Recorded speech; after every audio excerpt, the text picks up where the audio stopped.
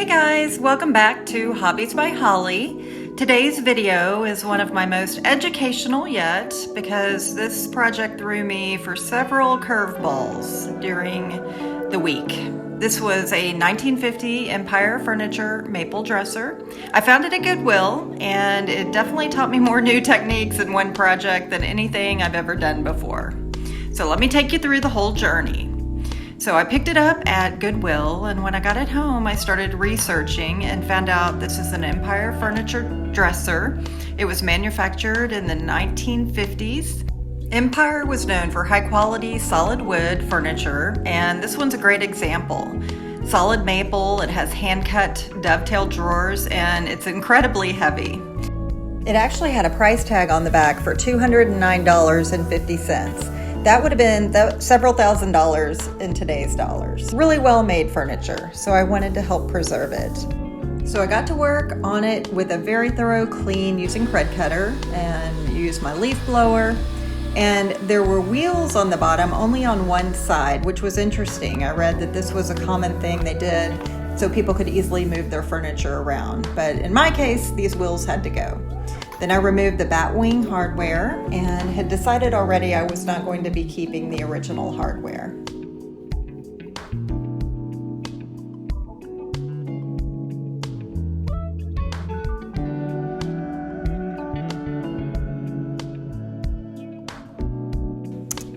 So I had already decided I was going to be painting the body. I could see that there was veneer peeling on the back right corner. So what I did was pull off just the loose sections and don't force any off that doesn't need to come off. And then I start applying Bondo to seal it off and smooth it down so it's ready for painting.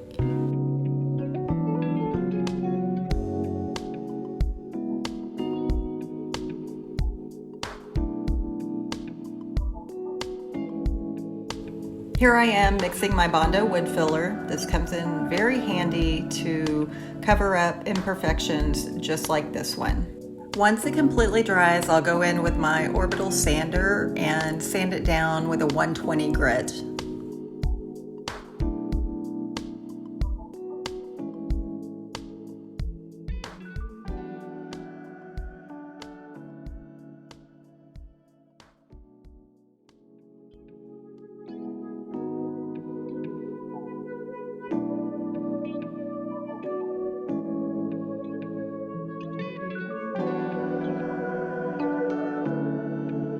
And now here's where the fun part starts. I decided to try using wood stripper for the very first time on this project. So I prepared by watching a few videos first, and the most important thing I can tell you is to wear your PPE. So proper rubber gloves and ventilation are non-negotiable. I used a throwaway brush and I spread it all over the top generously. It's kind of hard to tell here, but I tried to put on a lot. And then I let it sit for about 15 minutes and then started scraping with a putty knife. I've read that some people will cover it with saran wrap to ensure that it doesn't dry out. I did not try that this time, but I did notice it started drying pretty quickly, so maybe that would be an option next time around. So the putty knife, I didn't make a lot of progress. It got some off, but I could tell there was a lot more on there that was not wanting to come off. So I got out my carbide scraper, and this was quite a workout, but eventually I got it looking much better. I probably could have done maybe a second coat of stripper, but decided to let it dry overnight and then go in with the sander the next day instead.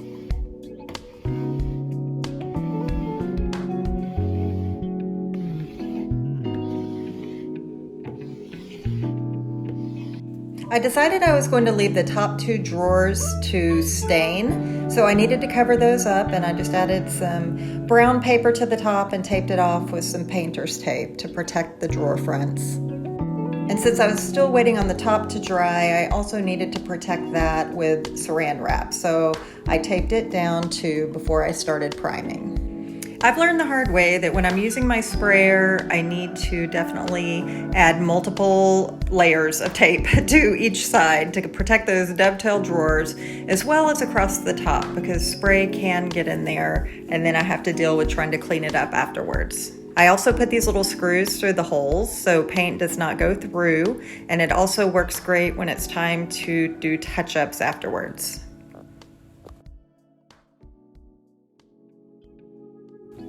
For primer, I applied 2 coats, and I started with the Ben shellac first to seal in any tannins. Then the second coat of Ben, I used synthetic shellac. And this one's a little easier on the sprayer when it comes to cleanup because it's water-based. Pretty much every time after I add primer, I will see imperfections that were harder to see before it was painted. So here I am going in with my Bondo glazing putty, and this one is really good for those really small little nicks that you find.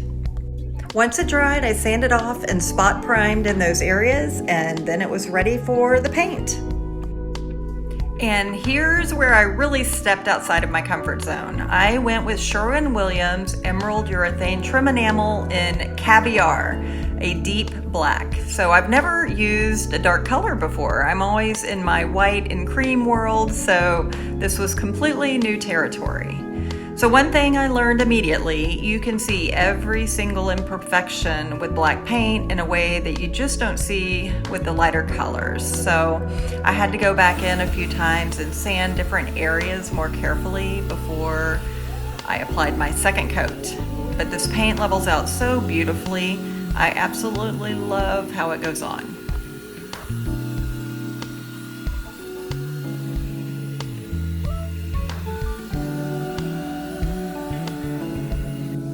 I sanded in between coats just to get off any little imperfections, and then she was ready for her second round.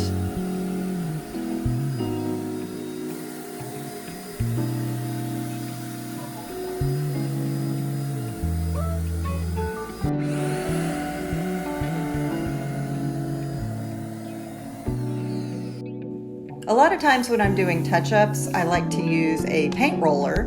It's really much easier to apply, and the drawer fronts had been covering these sections, so it was super easy going in with my roller brush and touching it up.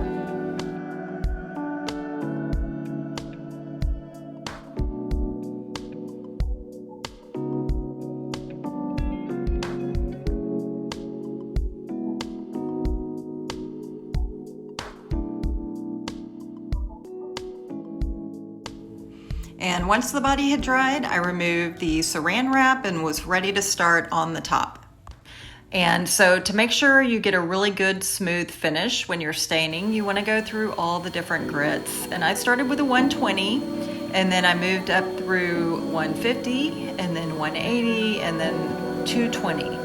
So this is just an important step because you want to make sure that you're fully sanding the top down. You don't want to have any sanding rings, which I've had happen in the past. So I wanted to be super careful to ensure that that did not happen. For the drawer fronts, I found my orbital sponge that really helps because it was kind of sloped on the edges. So you can see here, my sponge will form with the slope and also on the edges of the top of the dresser. It works great, so I highly recommend if you haven't tried this yet.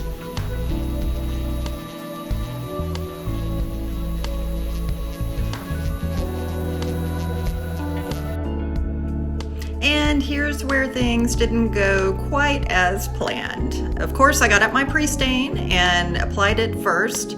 This is a great way to condition the wood so it will take a stain more evenly. So once I had added the pre-stain, I wiped it off after 15 minutes and had picked out Varathane Early American stain for the top. I used this on a previous project and thought it would be a perfect complement to the Caviar. So I applied that, and after about 10 minutes, started wiping it off.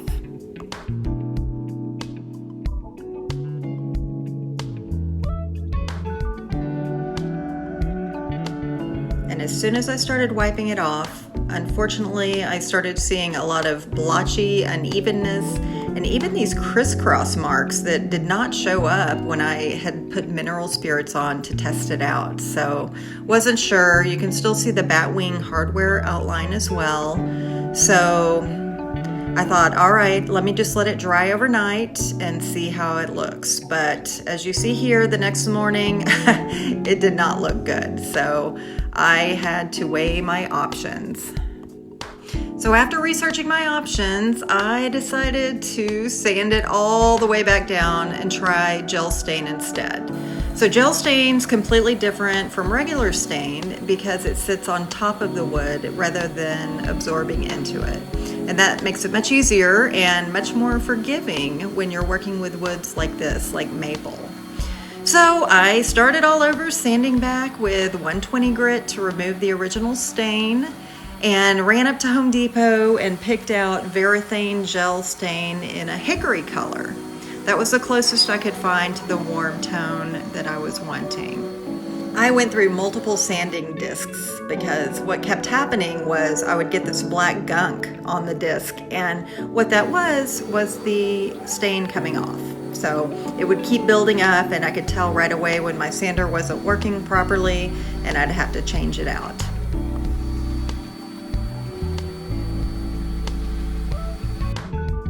And we're back to square one, ready for the gel stain application. Using a foam brush, I applied a generous amount of the gel stain to the top and let it sit for about 5 minutes and then started wiping it back.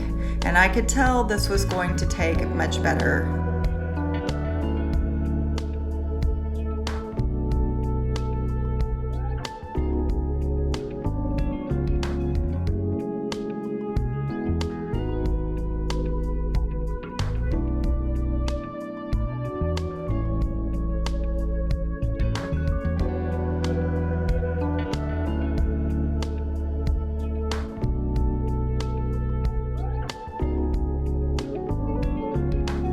I couldn't see the batwing hardware outline anymore, so that was a good sign. It was a little darker than I was hoping for, but read that usually after drying it'll be about 10 to 15% lighter the next day.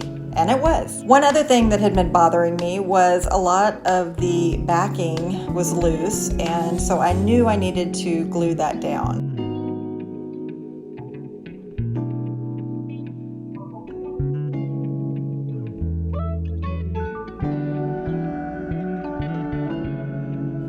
Once I'd applied all of it, I wiped it down and then laid it on its back overnight to apply pressure and make sure that it adhered properly.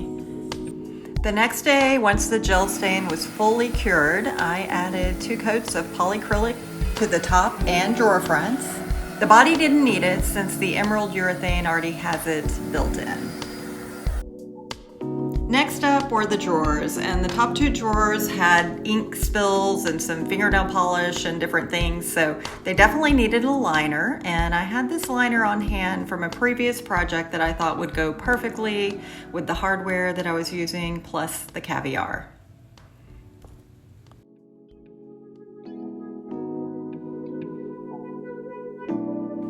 One of my favorite parts is removing the painter's tape to see that it did its job. And one fun detail that I noticed, there were penciled numbers inside of each drawer from the factory telling where they go. And they were written in the 1950s, and here I am erasing them today. So little moments like that remind you how special these old pieces really are.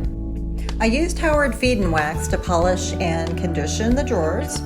Next up was the updated hardware. I had ordered bar pulls from Amazon in champagne bronze.